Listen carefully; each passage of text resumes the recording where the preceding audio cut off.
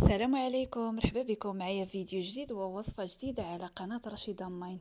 اليوم بغيت نبارطاجي معكم الحريره اللي كندير. هي اصلا كنجمعوا كلشي في خطره، ولكن راه كتجي واحد الحريره من داك الشيء رفيع. في كوكوط درت 2 مطيشات متوسطين وبصله صغيره وشويه ديال العدس، وعندي هنايا الحمص. درت واحد الحفينه ديال الحمص طيب، انا كنطيبو وكنديرو في الكونجيلاتور. التوابل عندي شويه ديال الزنجبيل ولا اسكنجبير، وشويه ديال البابريكا، شويه الخرقوم، شويه البزار. يعني ما كنكثروش التوابل. ودرت زيت البلديه، وهنايا عندي الربيع مفروم مع شويه ديال الكرفس.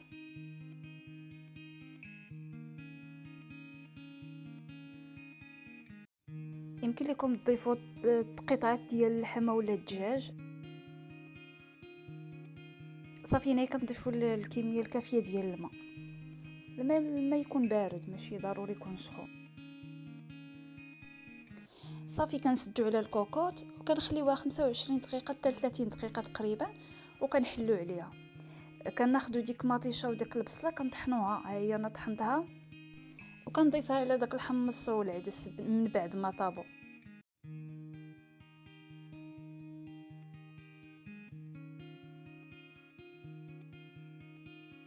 من بعد ضفت واحد كميه صغيره ديال الشعريه ديال السفه. صافي كنحركو كنخليوها واحد 5 دقائق، ما كنسدوش على الكوكوط حيت الشعريه دغيا كطيب.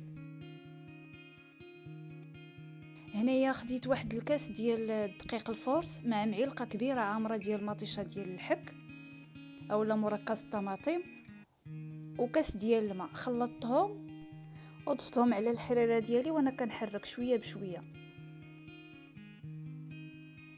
الختوريه ديال الحريره نتوما تحكموا فيها، الا بغيتوها ثقيله راه كتزيدوا الدقيق، والا بغيتوها خفيفه راه كتنقصوا الكميه ديال الدقيق.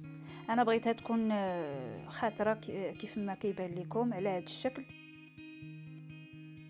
من بعد ما ضفت ليها داك الدقيق خليتها واحد 10 دقائق مره كنحرك، وما كنسدوش على الكوكوط حتى كتعقد لينا الحريره على الشكل اللي بغيتو. وهكا كتجي الحريره ديالنا من بعد ما طابت. في الاخير كنضيفوا شويه ديال الزيت البلديه. اتمنى الفيديو ديال اليوم يكون خفيف ظريف وتعجبكم الطريقه ديالي في الحريره. هنايا قدمتها مع البيتزا ومع شويه ديال التمر وشويه ديال السلو وديك المعسله ديال اللوز. وهنايا درت الرايب. وبصحة فطوركم، وشكرا على المشاهدة. إلى فيديو قادم إن شاء الله.